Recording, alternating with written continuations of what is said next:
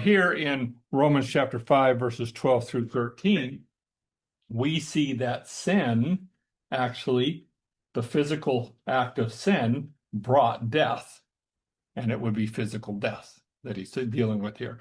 So therefore, just as through one man sin entered the world, and death through the sin, and thus death spread to all men because all sinned. And of course, we can see in verse 13 that this is talking, 13 and 14, that this is talking about physical death.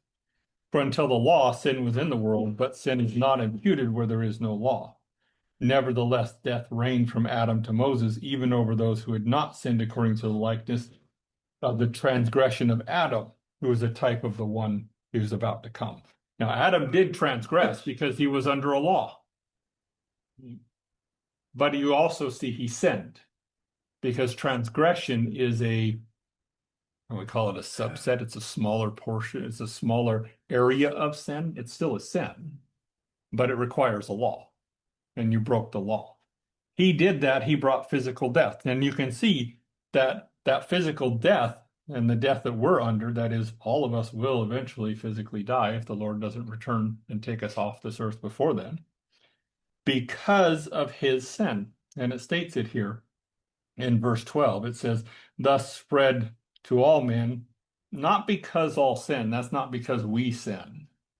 That's on the basis that all have sinned. We have all sinned in Adam.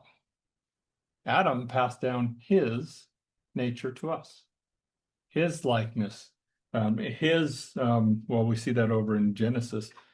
Genesis chapter 5 and verse 3, because we know he was created in the image and likeness of God, but Adam passed down his image and likeness to us.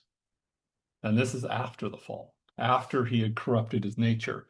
So Genesis chapter 5 and verse 3, and Adam lived 130 years and begot a son in his own likeness after his image. And he named him Seth. So it's very clear in Romans chapter 5, verses 12, or starting in 12, that we're talking about sin bringing physical death.